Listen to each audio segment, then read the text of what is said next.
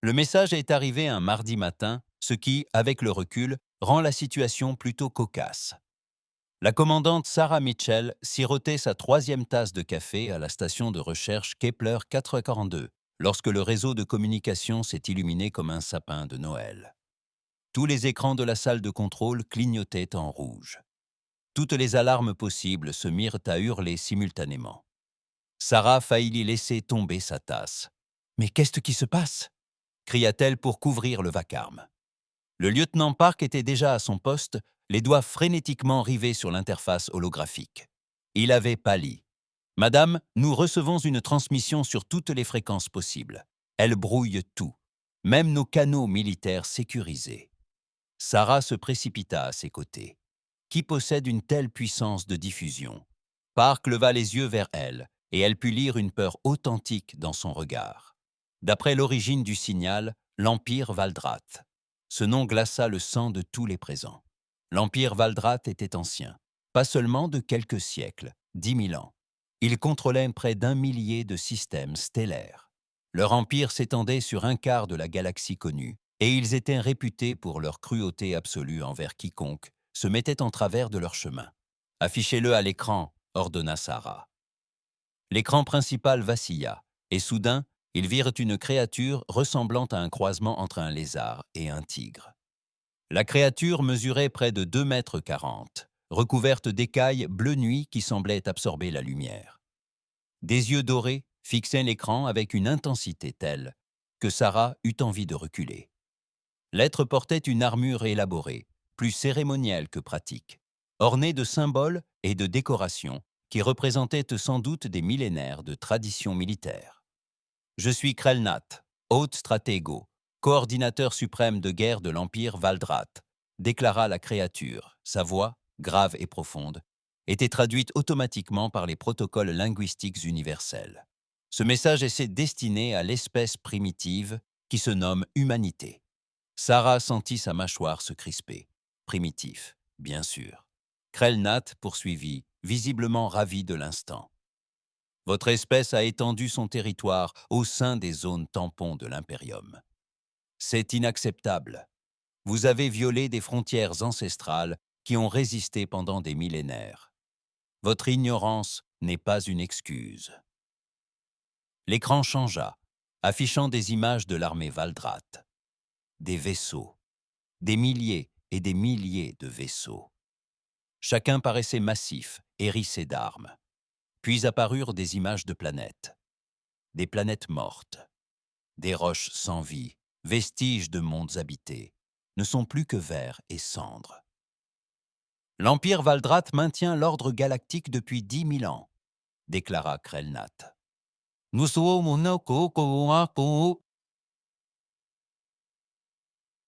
avons instauré la paix et la stabilité dans 847 systèmes stellaires. 23 espèces ont contesté notre autorité. 23 espèces ont disparu. Sarah sentit Park se tendre à ses côtés. Elle posa une main sur son épaule, d'un geste ferme et calme. L'affichage changea à nouveau, révélant une carte de l'espace sous contrôle humain. 12 systèmes s'étaient mis surlignés en rouge. Vous vous retirerez de ces systèmes dans les 72 heures. Vous vous soumettrez à la supervision et à la gouvernance de l'Impérium. Vous devrez payer des réparations pour vos violations territoriales. Le montant sera calculé en fonction de la production économique totale de votre espèce pour les 50 prochaines années. 50 ans murmura quelqu'un derrière Sarah. C'est de la folie! Les yeux dorés de Krelnat semblaient transpercer l'écran. Si vous refusez ces conditions généreuses, l'Impérium n'aura d'autre choix que d'anéantir votre espèce. Nous l'avons déjà fait. Nous n'hésiterons pas à recommencer. Vous ignorez tout du pouvoir que nous détenons. Vos armes primitives ne peuvent rien contre des forces qui ont conquis des galaxies, la puissance que nous détenons. Vos armes primitives ne peuvent rien contre des forces qui ont conquis des galaxies. Ceci n'est pas une négociation, c'est un constat. La transmission s'interrompit aussi brusquement qu'elle avait commencé. Pendant un long moment, personne ne parla dans la salle de contrôle. Park laissa échapper un long soupir. « Madame, dois-je transmettre ceci au commandement terrien ?»« C'est déjà fait. répondit Sarah en consultant son terminal. Le message a été diffusé sur tous les canaux. De la Terre aux colonies extérieures, tout le monde l'a reçu. Elle marqua une pause. Il semblerait que le commandement soit déjà en train de répondre. La réponse de l'amiral Rebecca Zhao arriva moins d'une heure plus tard. Sarah réunit son équipe pour regarder l'événement ensemble. L'amiral Zhao apparut à l'écran, assise nonchalamment dans son fauteuil de commandement, à bord du vaisseau amiral indomitable. C'était une femme d'une cinquantaine d'années, aux cheveux gris courts, avec un visage marqué par les combats, qui laissait peu de place à l'inquiétude face aux menaces. Elle portait un uniforme simple, sans les ornements fastueux que les Valdrats semblaient affectionner. Elle regarda droit dans l'objectif et dit « Message reçu et accusé réception. On se revoit dans 72 heures. » C'était tout. Pas de discours enflammés, pas de contre-menaces, juste la confirmation que l'humanité avait entendu les Valdrats et serait prête. Sarah se surprit à sourire malgré la situation. C'était tellement humain. Pas de drame, pas de paroles inutiles, juste la promesse d'être là. En quelques minutes, la réaction s'est répandue comme une traînée de poudre. Et c'est là que les choses sont devenues intéressantes. Les mèmes ont commencé à fleurir, presque instantanément. Quelqu'un avait déjà incrusté le visage de Krelnat sur celui d'un chat en colère. Une autre montrait la flotte Valdrat avec la légende. Maman a dit que c'était mon tour de conquérir la galaxie. Une personne particulièrement créative avait réalisé une vidéo comparant l'entrée en scène spectaculaire de l'Imperium à une crise de colère d'enfant. La préférée de Sarah était simple, une photo du visage impassible de l'amiral Zhao à côté du regard menaçant de Krelnat. La légende disait « Dites-moi que vous n'avez jamais combattu d'humain sans me dire que vous n'avez jamais combattu d'humain. » Les chaînes d'information civile étaient inondées de commentaires. Les présentateurs s'efforçaient de garder leur sérieux en évoquant la menace, mais l'incrédulité était palpable dans leurs yeux. Des émissions de débat consacraient des segments entiers à analyser en détail l'ampleur de l'erreur d'appréciation des Valdrats. Ils ont probablement regardé nos vaisseaux coloniaux et nos stations de recherche et ont supposé que nous étions encore au balbutiement de l'ère spatiale. Ils n'ont aucune idée de ce à quoi ressemble réellement notre armée. Un autre expert, un général à la retraite, fut encore plus direct. Les Valdrath combattent des espèces qui maîtrisent à peine la fusion nucléaire. Nous maîtrisons la manipulation des champs gravitationnels. Nous disposons de systèmes de ciblage assistés par l'IA. Nous avons des armes qui se déplacent à des vitesses supraluminiques importantes. Ce combat sera bien différent de ce qu'ils imaginent. Sur les chaînes militaires, l'ambiance était différente, mais tout aussi confiante. Les vétérans des guerres de Proxima partageaient leurs souvenirs. Ces guerres avaient été d'une brutalité extrême. Des humains s'affrontaient avec des armes conçues pour tuer d'autres humains.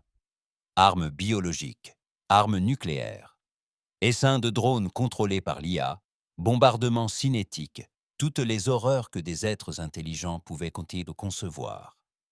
Les humains s'étaient affrontés. On a passé 2 siècles à perfectionner l'art de l'autodestruction, a déclaré un vieux sergent dans un message partagé des millions de fois. Ces lézards s'en prennent à des espèces qui n'ont même pas de canons électromagnétiques. Ils vont passer un très mauvais quart d'heure.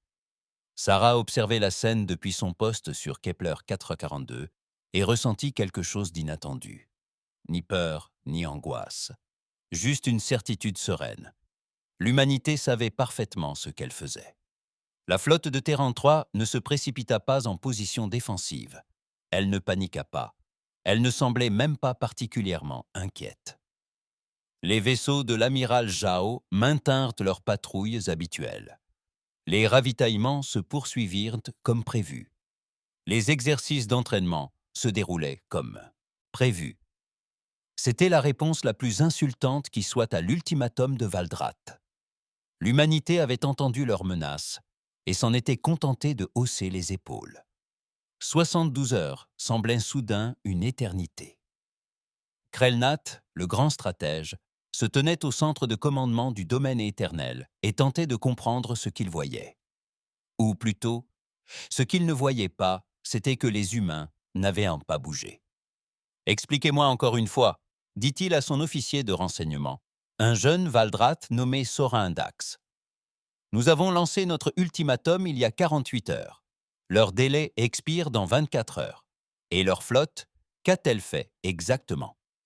Sorin-Dax afficha l'écran tactique, indiquant les positions de tous les vaisseaux humains connus dans le territoire contesté. Rien, Stratagos. La troisième flotte terrienne demeure en formation de patrouille standard. Ils n'ont pas rappelé de renfort. Ils n'ont pas fortifié leur position. Ils semblent attendre. La queue de Krelnat fouetta l'air, déconcertée. Ont-ils seulement répondu? Uniquement l'accusé de réception initiale de leur amiral Zhao. Depuis, le silence. Leur réseau civil présente une activité importante, mais aucun mouvement militaire détectable par nos capteurs. L'un des conseillers de Krelnat, un vieux guerrier nommé Texular, prit la parole. Peut-être sont-ils paralysés par la peur. Nous l'avons déjà constaté. Certaines espèces se figent tout simplement face à une force écrasante. Un autre conseiller acquiesça avec enthousiasme. Oui, oui, les Korates ont fait de même. Ils ont reçu notre ultimatum et ont tout simplement cessé toute activité militaire. Cela a rendu la conquête presque trop facile. Krelnat réfléchit. C'était logique. L'humanité était jeune. Leur plus ancienne colonie avait à peine 200 ans. Ils avaient rencontré d'autres espèces, mais jamais une véritable puissance galactique. Le choc de découvrir qu'ils n'étaient pas seuls, qu'il existait des forces infiniment plus puissantes qu'eux, dut être dévastateur. « Très bien, dit Krelnat. Nous allons rassembler la flotte punitive. 5000 vaisseaux devraient largement suffire. » Texulaire parut surpris. 5000? Stratigos, nous n'avons jamais eu besoin de plus de 1000 vaisseaux pour conquérir une espèce. 5000, c'est excessif. Il s'agit d'envoyer un message, répondit Krelnat, non seulement aux humains, mais à toute la galaxie. Que chacun voie ce qui arrive à ceux qui défient l'Impérium. Nous ne nous contenterons pas de les vaincre. Nous les anéantirons si complètement qu'aucune espèce n'osera nous défier pendant 1000 ans. Les ordres furent donnés immédiatement. 5000 vaisseaux de guerre venus des 4 coins de l'Impérium convergèrent vers le point de ralliement. Chaque vaisseau était gigantesque selon les normes humaines, certains mesurant plus de 2 km de biais. Longues. Ils étaient armés de lances à plasma, capables de faire fondre des continents. Leurs boucliers pouvaient résister à des frappes nucléaires directes. Ils transportaient des dizaines de milliers de guerriers Valdrath, l'élite des combattants qui n'avaient jamais essuyé un abordage. La flotte se rassembla en 20 heures, adoptant la formation de combat traditionnelle des Valdrath. La phalange, c'était son nom, une formation utilisée depuis 7000 ans et jamais brisée. Des vaisseaux disposés en couches superposées, leurs boucliers créant un mur d'énergie quasi impénétrable. D'une beauté saisissante, elle témoignait de milliers d'années de tradition militaire. Krelnat sentit une immense fierté l'envahir en contemplant cette force rassemblée. C'était la puissance de l'Impérium. C'était cette puissance qui avait instauré l'ordre dans la galaxie. Pendant ce temps, à bord de l'Indomptable, l'amiral Rebecca Zhao tenait une réunion d'un tout autre genre. La salle d'holoconférence affichait les visages de 89 capitaines de vaisseaux, chacun commandant un navire de la flotte terrienne Treur. L'atmosphère était d'une décontraction qui aurait stupéfié les Valdrath. Le capitaine Chen du destroyer Persistence mangeait un sandwich. Le commandant Jackson du croiseur Défiant buvait un café dans une tasse où l'on pouvait lire « Je ne discute pas, j'explique simplement pourquoi j'ai raison ». Plusieurs capitaines étaient manifestement multitâches, consultant des données sur des écrans secondaires tout en écoutant le briefing. « Très bien, écoutez-moi », dit Zhao en affichant un écran tactique. « Nos amis Valdrath amènent 5000 vaisseaux, soit un avantage numérique d'environ 56 contre 1. « Ça me paraît juste », murmura quelqu'un, provoquant quelques rires épars. Zhao esquissa un sourire. Les services de renseignement terriens ont été très actifs. Nous avons décrypté leur fréquence de boucliers. Nous connaissons leur système d'armement. Nous comprenons leur doctrine tactique. Et le tableau qui se dessine est intéressant. Elle agrandit l'écran, révélant des scans détaillés de la technologie Valdrat. Ils utilisent presque exclusivement des armes à énergie dirigée, lancers à plasma, faisceaux de particules, etc. Très efficaces contre les cibles non protégées ou contre les défenses énergétiques. Leurs boucliers sont optimisés pour ce type de guerre. Le capitaine Chen termina son sandwich et s'essuya les mains. Je parie qu'ils n'ont jamais affronté d'ennemis équipés d'armes cinétiques. Pire encore, répondit Zhao. D'après les renseignements, les espèces les plus avancées qu'ils ont conquises ces 3000 dernières années possédaient des moteurs à fusion primitifs et une technologie de missiles rudimentaire. Tout le reste était encore plus primitif. Ils ont anéanti des civilisations à peine capables d'explorer l'espace. Le commandant Torres du Tuner, cuirassé. Valiant a pris la parole. Ils n'ont donc aucune expérience des armes cinétiques relativistes, aucune expérience du ciblage assisté par IA, aucune expérience des communications cryptées quantiques qu'ils sont incapables d'intercepter. Exactement, confirma Zhao. Toute leur doctrine militaire repose sur le combat contre des adversaires technologiquement inférieurs. Ils misent sur une puissance de feu écrasante et des tactiques traditionnelles inchangées depuis des millénaires. Les capitaines étaient désormais tous aux aguets. Il ne s'agissait pas d'une ultime bataille désespérée. Cela allait servir de leçon pour expliquer pourquoi il ne faut pas s'en prendre à des espèces qui ont passé des siècles à perfectionner l'art de la guerre contre elles-mêmes. Et leur supériorité numérique, demanda quelqu'un. Même avec une technologie supérieure, un rapport de 56 contre 1 est considérable. Zhao afficha un autre graphique, présentant cette fois les différentes options de tir et les taux de destruction. Nos projectiles de canon électromagnétique se déplacent à 0,4 fois la vitesse de la lumière. C'est 40% de la vitesse de la lumière, rien que ça. À cette vitesse, un projectile de 10 kg délivre une énergie équivalente à celle d'une petite arme nucléaire. Leurs boucliers sont littéralement impuissants. Les lois de la physique ne jouent pas en leur faveur. Elle a poursuivi. Nos missiles peuvent générer une force de 800 gravitations et utilisent un ciblage quantique intriqué. Leur système de défense rapproché est conçu pour des projectiles beaucoup plus lents. Nos simulations montrent que nous pouvons atteindre un taux de réussite de 94%. Le capitaine Chen hochait lentement la tête. Nous n'avons donc pas besoin de nous approcher. Nous pouvons engager le combat à longue distance, là où leurs armes à énergie sont moins efficaces et où nos armes cinétiques auront un impact maximal. Exact. Nous engageons le combat à 500 000 km. Nous tirons jusqu'à ce qu'ils segmentent le passage ou battent en retraite. Nous ne les poursuivons pas. Nous ne gaspillons pas de munitions. Nous considérons cela comme un simple exercice de tir. Un silence s'installa, tandis que les capitaines assimilaient ces propos. Puis le commandant Jackson leva sa tasse de café. À l'Empire Valdrath, ils vont bientôt recevoir une leçon qui leur coûtera très cher. Les autres capitaines se joignirent au toast et Zhao laissa place à un moment de légèreté. C'étaient de bonnes personnes.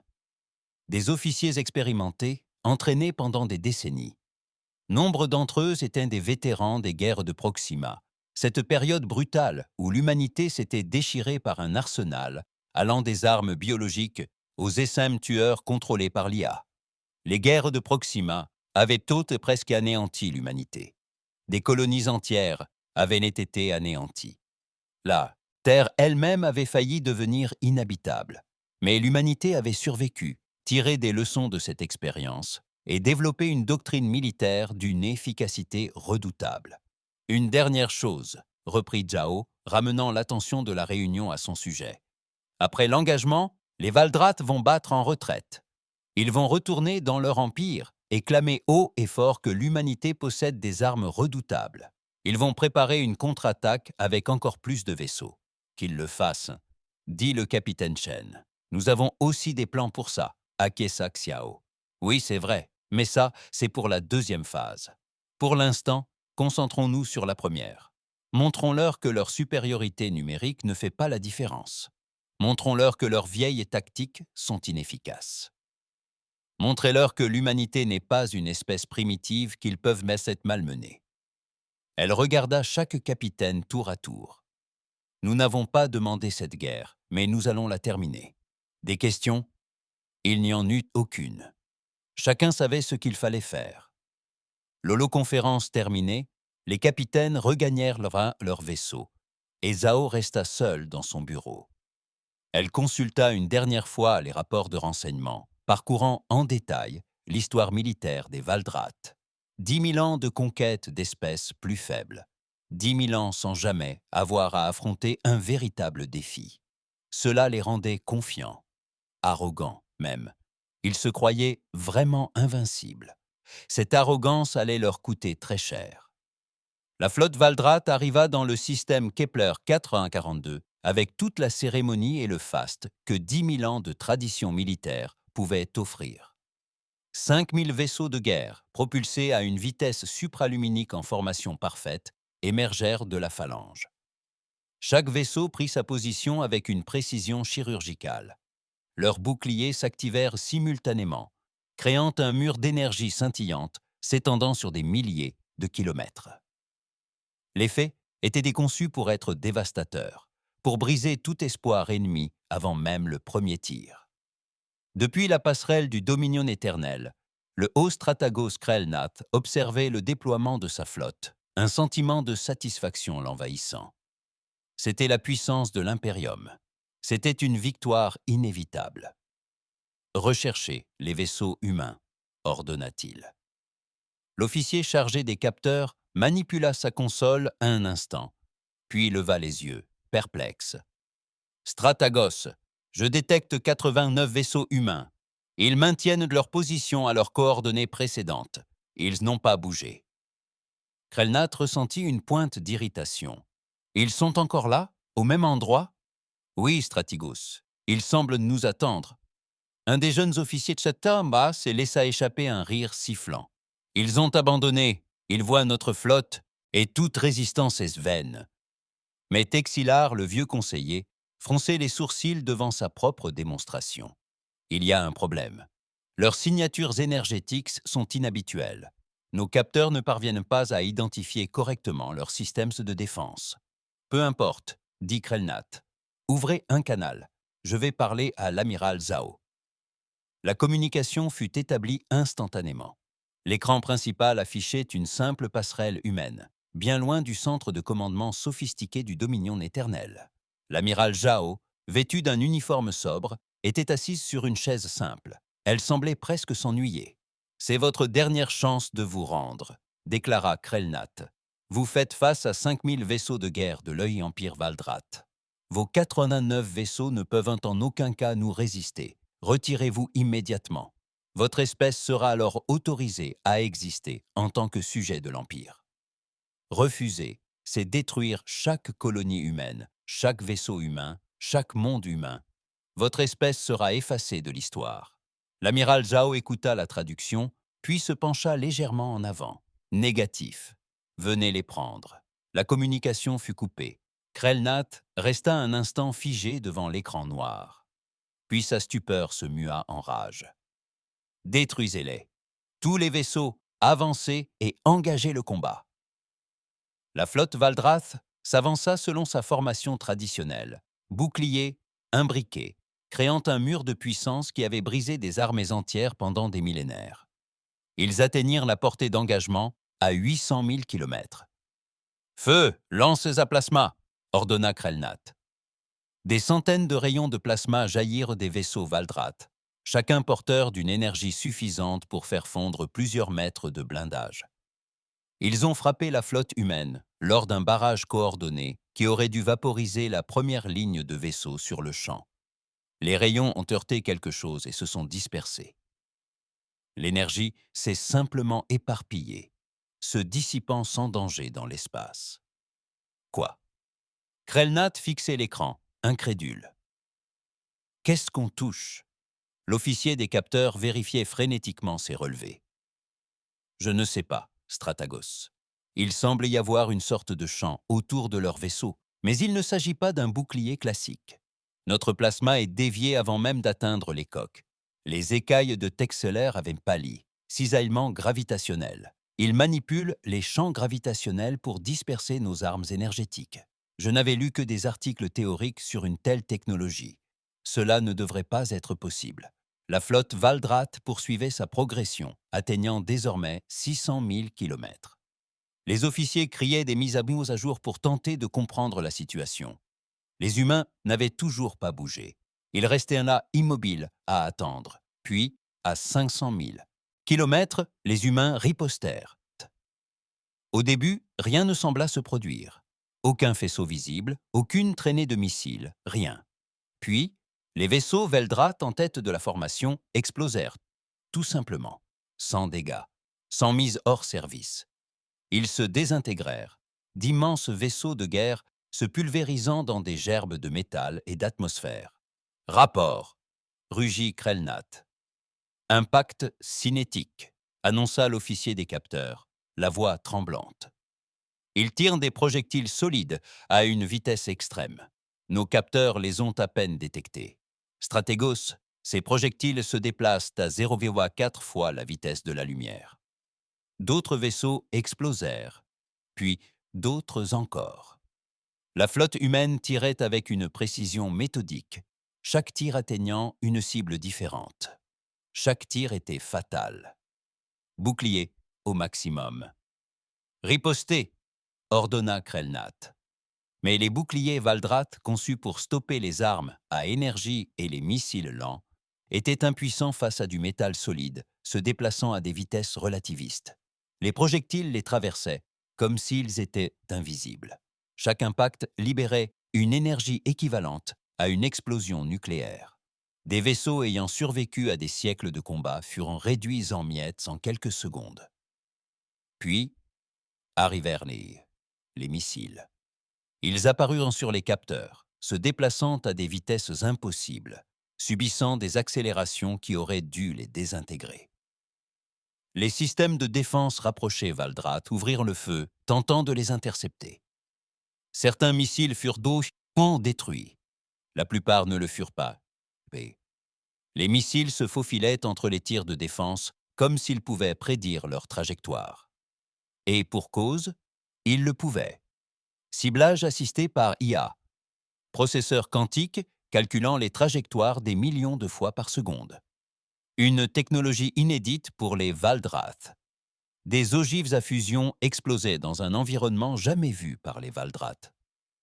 Des ogives à fusion explosèrent dans toute la formation Valdrath. Des vaisseaux disparurent dans des boules de feu nucléaires. D'autres furent pris au piège dans des zones d'explosion superposées.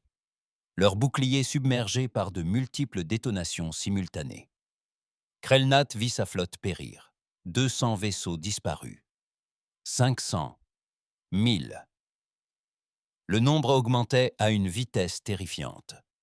Son écran tactique était une mer d'icônes rouges, chacune représentant un navire détruit. Manœuvre d'évitement de tous les vaisseaux. Rupture de formation. Mais rompre la formation ne faisait que faciliter les choses. Les systèmes de ciblage humains suivaient chaque navire individuellement, ajustant leurs tirs pour une efficacité maximale. La flotte Valdrat se dispersa, tentant désespérément d'échapper à la zone de destruction. En vain. Les projectiles du canon électromagnétique se déplaçaient plus vite que n'importe quel navire ne pouvait manœuvrer. Les missiles poursuivaient leur cible sans relâche. À bord de l'Indomitable, l'amiral Zhao suivait l'engagement, avec un détachement professionnel. Son officier tactique communiquait les mises à jour d'une voix calme et posée. Cible Alpha 3 détruite. Cible Alpha 4 détruite. Chargeur à 87%. Tous les systèmes sont opérationnels. Maintenez le rythme de tir, ordonna Zhao. Priorité aux vaisseaux de commandement et aux croiseurs lourds. La voix du capitaine Chen parvint sur le réseau tactique. Persistance signale 300 destructions confirmées. Leur formation est complètement brisée. Ils battent en retraite, constata Zhao au chronomètre. 14 minutes se sont écoulées depuis que la flotte Valdrat a ouvert le feu. En 14 minutes, 3000 vaisseaux de guerre Valdrat furent détruits. Les survivants fuyaient dans toutes les directions, atteignant des vitesses supraluminiques dès que leur moteur le permettait. « Cessez le feu !» ordonna Zhao. « Ne les poursuivez pas, laissez-les s'enfuir. » La flotte humaine cessa de tirer. 89 vaisseaux étaient encore à leur position initiale, pas un seul endommagé. Autour d'eux flottaient les débris de 3000 vaisseaux Valdrat. À bord de l'éternel Dominion, Krelnath, assis dans son fauteuil de commandement, tentait de comprendre ce qui s'était passé. Sa flotte avait disparu. 5000 vaisseaux réduits à moins de 1 300 en quelques minutes. Les humains avaient à peine bougé. Ils étaient restés immobiles, exécutant ses forces avec une précision chirurgicale. « Repliez-vous » ordonna-t-il d'une voix creuse. Tous les vaisseaux se replient au point de ralliement. Tandis que son vaisseau s'apprêtait à décoller, il jeta un dernier coup d'œil à l'écran tactique. La flotte humaine était toujours là, toujours en attente. Il n'avait même pas pris la peine de le poursuivre. C'était l'humiliation la plus grande qu'il ait jamais subie. Les humains auraient pu le poursuivre. Ils auraient pu détruire ces vaisseaux restants. Mais ils s'en abstenirent. Ils avaient atteint leur but. Le domaine éternel s'éloigna, laissant derrière lui les débris de la fierté Valdrat. De retour dans l'espace habité, la nouvelle se répandit comme une traînée de poudre. Toutes les chaînes diffusèrent les images, filmées depuis des sondes de longue portée et des stations d'observation. La galaxie entière assista, impuissante, à la chute du puissant Empire Valdrath, invaincu depuis 10 000 ans, brisé en 14 minutes par une force 56 fois supérieure en nombre. Dans les bars des colonies humaines, on levait ses verres en signe de célébration. Les vétérans riaient et se tapaient dans le dos. Les enfants regardaient dans les images, les yeux écarquillés, sans tout comprendre, mais sachant que leurs parents étaient heureux. Et sur les chaînes militaires, le message était clair. L'humanité était arrivée. La galaxie avait une nouvelle puissance, source de respect ou de crainte. La session d'urgence du Conseil impérial de Valdrat était sans précédent dans l'histoire de l'Imperium. Pour la première fois en 4000 ans, on y débattait d'une défaite militaire. La grande salle de Thessalon Prime était conçue pour inspirer la crainte. D'immenses colonnes s'élevaient vers un plafond culminant à plusieurs centaines de mètres. Des écrans holographiques affichaient des cartes de l'Empire tout entier. 847 systèmes stellaires brillaient sous le contrôle de Valdrat. Mais aujourd'hui, ces démonstrations semblent les tourner en dérision. L'empereur Thrasykel, antique et terrifiant, trônait sur son armure cérémonielle. Autour de lui, les membres du Conseil débattaient, leur voix résonnant dans toute la salle. « Il faut riposter immédiatement », insista un général. « Chaque jour d'attente nous affaiblit. »« Riposter avec quoi ?» rétorqua un autre conseiller. « Nous avons envoyé 5000 vaisseaux. Moins de Méno 300 sont revenus. En 14 minutes, les humains ont détruit 3000 de nos meilleurs navires. » Le haut stratagos Krelnath se tenait devant le conseil, le visage marqué par la honte. Il avait commandé la plus grande flotte que l'Imperium ait rassemblée depuis des siècles. Il était revenu avec à peine le quart de ses forces. « Expliquez-nous cela encore une fois », dit l'empereur d'une voix glaciale. « Comment cela a-t-il pu arriver ?» Krelnath activa l'affichage holographique.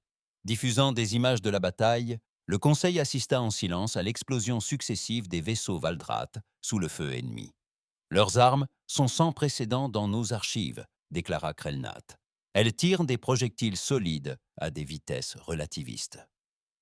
Nos boucliers, conçus pour les armes à énergie, sont impuissants. Chaque projectile frappe avec la force d'une arme nucléaire. Leur précision était parfaite. Chaque tir détruisait un vaisseau. » Un conseiller scientifique, un Valdrat mince nommé Kesserin, prit la parole. « Nous avons analysé l'épave. Les projectiles sont de simples balles métalliques, accélérées à 40% de la vitesse de la lumière, grâce à des champs magnétiques. La technologie n'est pas complexe, elle est simplement très efficace. Pourquoi n'avons-nous jamais rencontré cela auparavant ? Demanda quelqu'un. Parce que toutes les espèces que nous avons conquises au cours des 3000 dernières années étaient technologiquement primitives, répondit Kessaran. Les plus avancés disposaient de moteurs à fusion primitifs et de missiles rudimentaires. aucun n'avait développé la manipulation gravitationnelle, le ciblage assisté par IA ou les armes cinétiques relativistes. Les humains possèdent tout cela. La queue de l'empereur fouetta l'air de colère, et nous sommes devenus complaisants.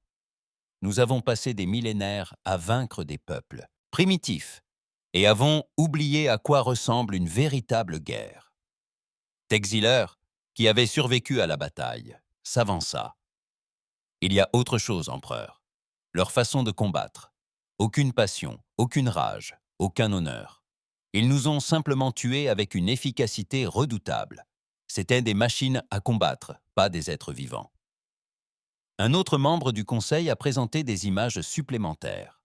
Nous avons surveillé les communications humaines. Leur coordination militaire est extraordinaire. Chaque vaisseau agit comme une partie d'un seul organisme. Leur doctrine tactique repose sur ce qu'ils appellent les guerres proxima. Que sont ces guerres proxima? Demanda l'empereur. Kessaron a évoqué des documents historiques humains traduits. Il y a 200 ans, l'humanité a failli s'autodétruire. Plusieurs factions se sont affrontées à l'aide d'armes nucléaires, d'armes biologiques et de systèmes de combat contrôlés par l'IA. Des colonies entières ont été anéanties. Leur planète d'origine est devenue presque inhabitable. Les armes qu'ils ont utilisées contre nous, ils les avaient initialement conçues pour s'entretuer. Le silence se fit dans la salle. Les implications étaient stupéfiantes. L'humanité s'était entretuée avec des armes conçues pour tuer des êtres aussi intelligents et ingénieux qu'elle. Chaque tactique, chaque stratégie, chaque système d'armement avait été perfectionné au fil des guerres contre des adversaires capables de réflexion et d'adaptation. Les Valdrath, à l'inverse, avaient passé des millénaires à conquérir des espèces à peine capables de se défendre. « Il nous faut une nouvelle stratégie », déclara finalement l'empereur. « Il est clair que notre approche traditionnelle ne fonctionnera pas. Quelles sont nos options ?» Le conseil militaire se mit à examiner les possibilités. Développer de nouveaux boucliers capables d'arrêter les armes cinétiques. Concevoir des vaisseaux spécifiquement adaptés pour contrer les tactiques humaines. Peut-être tenter des abordages où les guerriers Valdrath pourraient avoir l'avantage au corps à corps. Un jeune officier du renseignement, à peine âgé d'avoir des écailles, leva alors la main. « Votre Majesté, il y a un autre problème. Les peuples soumis nous observent. » L'empereur tourna ses yeux dorés vers le jeune officier. « Expliquez-vous. » L'officier activa un nouvel écran affichant les interceptions de communication provenant de tout l'Empire. Les images de la bataille se sont répandues sur notre territoire. Les espèces soumises ont vu les Valdrath vaincus. On signale déjà des troubles, de petites rébellions et des refus de payer le tribut.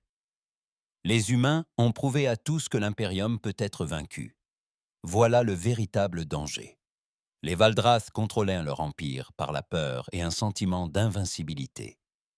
Si ce sentiment venait à s'effondrer, 800 systèmes stellaires pourraient se rebeller.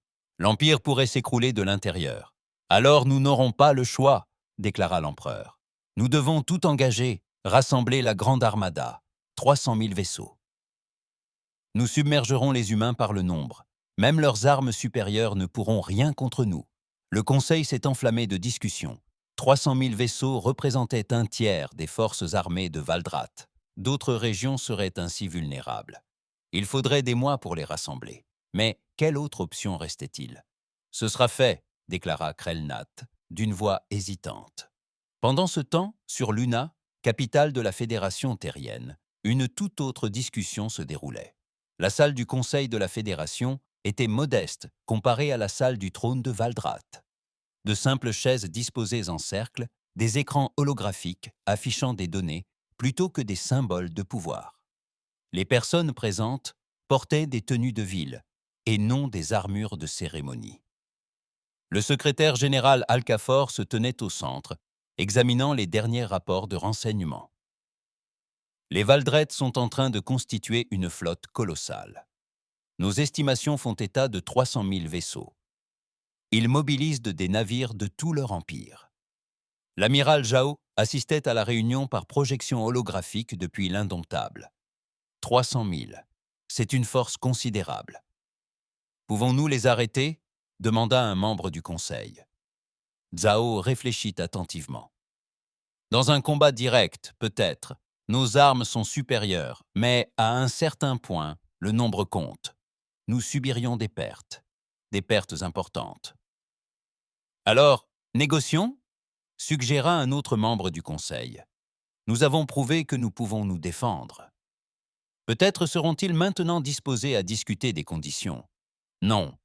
Tous les regards se tournèrent vers Okafor. Le secrétaire général était resté silencieux pendant la majeure partie de la réunion, mais il prit maintenant la parole avec autorité. Si nous négocions maintenant, après leur première défaite, nous paraîtrons faibles. Toutes les espèces de la galaxie verront que les Valdrath peuvent donc nous contraindre à la table des négociations par leur simple supériorité numérique. Nous devrons affronter des défis de tous, qui nous mettront constamment à l'épreuve, pour voir si nous céderons. L'amiral Zhao acquiesça lentement. Le secrétaire général a raison.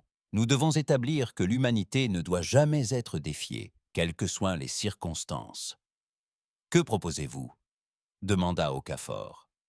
Zhao sourit, mais son sourire était froid. Nous leur présentons la doctrine stratégique terrienne. Opération de phase 2. Nous ne combattons pas leur flotte. Nous démantelons leur empire. Elle afficha une carte tactique de l'espace Valdrath. Ils rassemblent des vaisseaux de tout leur territoire pour constituer cette immense armada. Cela signifie que leurs infrastructures sont vulnérables. Chantiers navals, dépôts de ravitaillement, relais de communication, stations-service, tout est défendu par des forces minimales. Vous voulez attaquer leurs infrastructures? Demanda un membre du conseil. Pendant qu'ils se rassemblent pour nous attaquer? Exactement. Nous utilisons de petits groupes d'intervention, des vaisseaux rapides dotés de capacités de camouflage.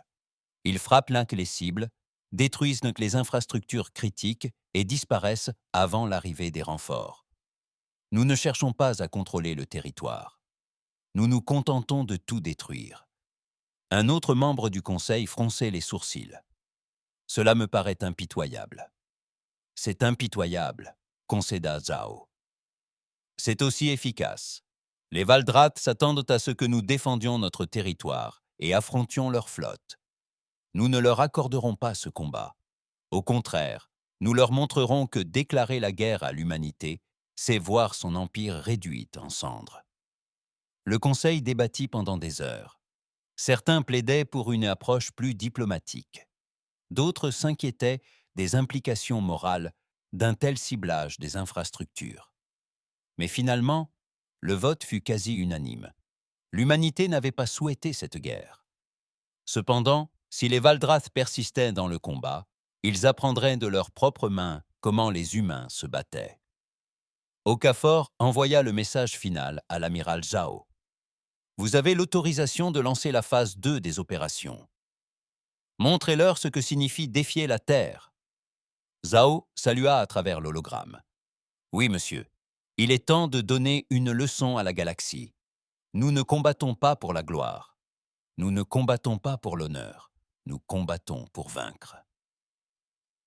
La réunion du conseil terminée, Okafor resta seul dans la salle, le regard fixé sur la carte de l'espace Valdrath.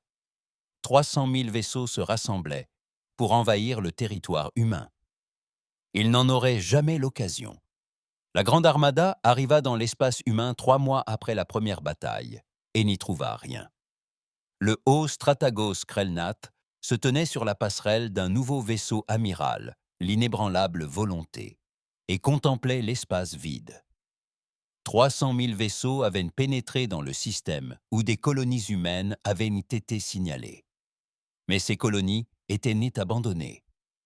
Les stations de défense avaient disparu. La flotte humaine s'était volatilisée. « Fouillez tout le système !» ordonna Krelnat. « Ils doivent se cacher quelque part. » Mais les recherches ne donnèrent rien. Aucune base secrète. Aucun vaisseau camouflé. Juste des planètes vides et des stations spatiales silencieuses. Puis, les rapports commencèrent à arriver. « Stratagos, Nous recevons un appel de détresse des chantiers navals Colvar. Ils signalent une attaque de vaisseaux humains. Les chantiers navals sont en feu. Krelnat a localisé Colvar. La ville se trouvait à 400 années-lumière derrière la Grande Armada, en plein territoire Valdrat. Combien de vaisseaux humains? Le rapport indique 12 vaisseaux, monsieur. 12. Krelnat n'en revenait pas. Envoyez immédiatement une flotte de riposte. Mais lorsque les vaisseaux Valdrath arrivèrent à Colvar, le groupe d'attaque humain avait disparu. Les chantiers navals qui construisaient des vaisseaux pour l'Imperium depuis 2000 ans furent détruits, ni endommagés, ni mis hors service. Complètement anéantis. Il ne restait plus que des amas de métal tordu et de plasma refroidissant.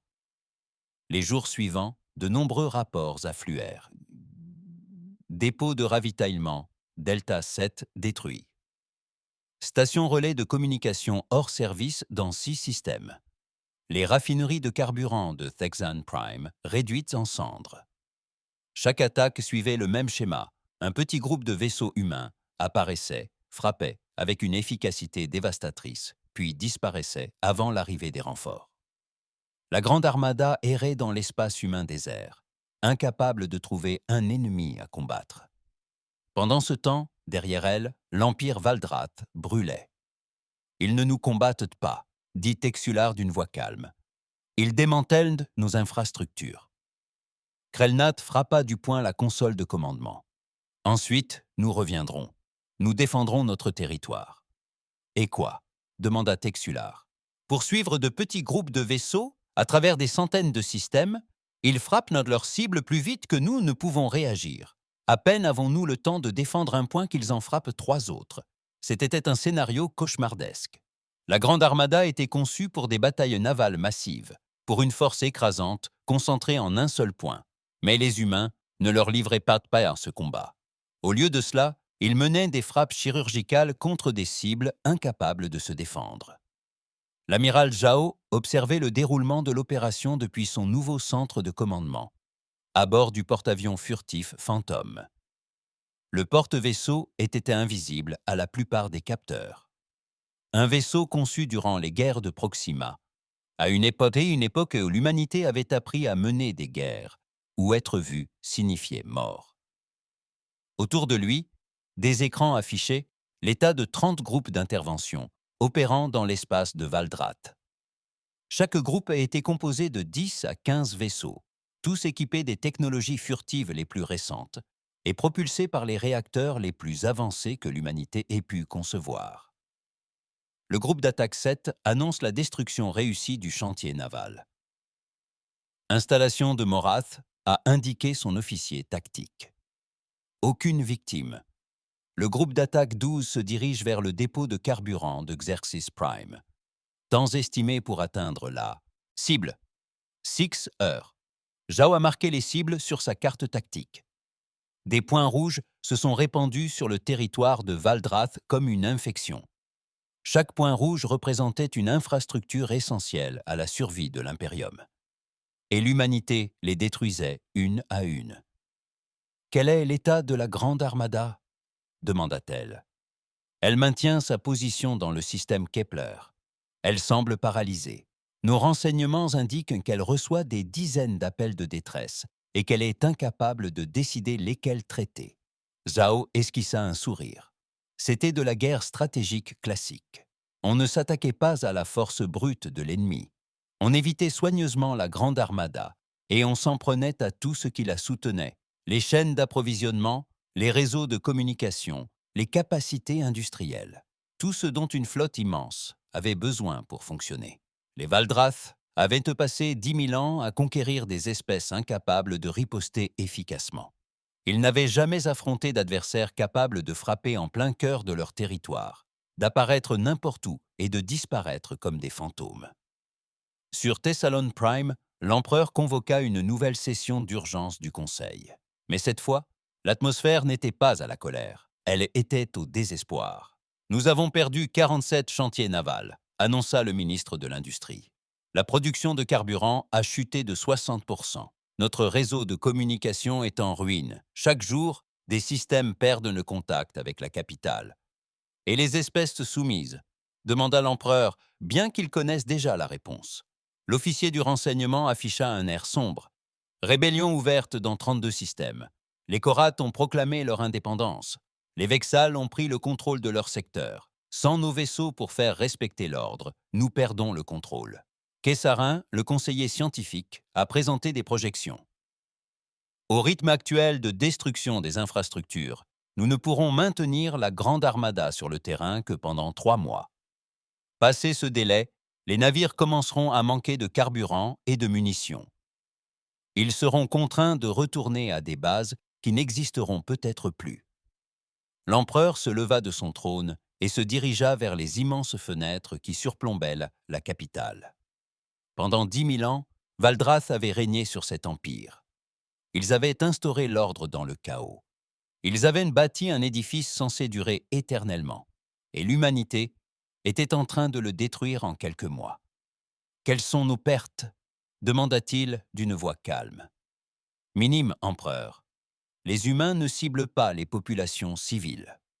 Ils ne détruisent que des cibles militaires et industrielles. Mais les dégâts économiques sont catastrophiques. » L'empereur l'avait compris. Les humains faisaient preuve de retenue. Ils auraient tôt pu attaquer des villes. Ils auraient pu tuer des milliards de civils valdratiens, mais ils ont choisi de ne pas le faire. C'était un message clair. Nous pouvons détruire tout ce que vous avez construit, mais nous ne sommes pas des monstres. Cela rendit la défaite encore plus amère. Puis survint l'incident qui mit fin à la guerre.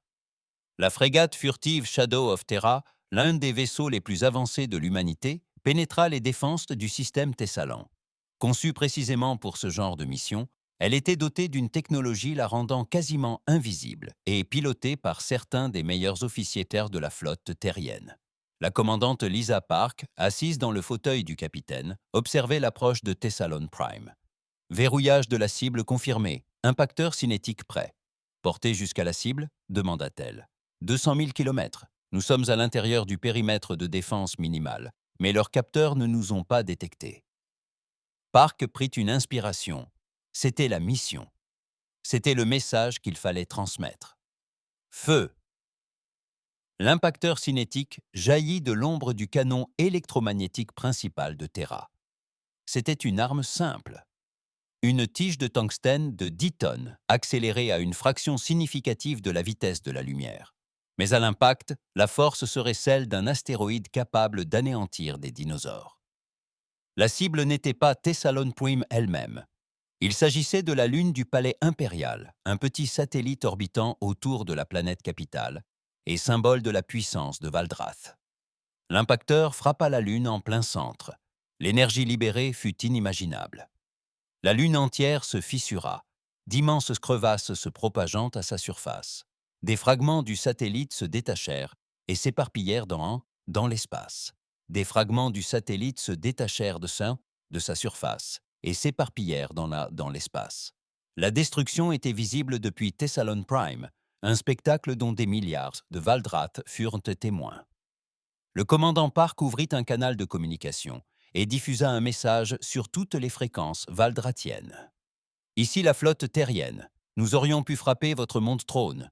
C'est un appel à la clémence.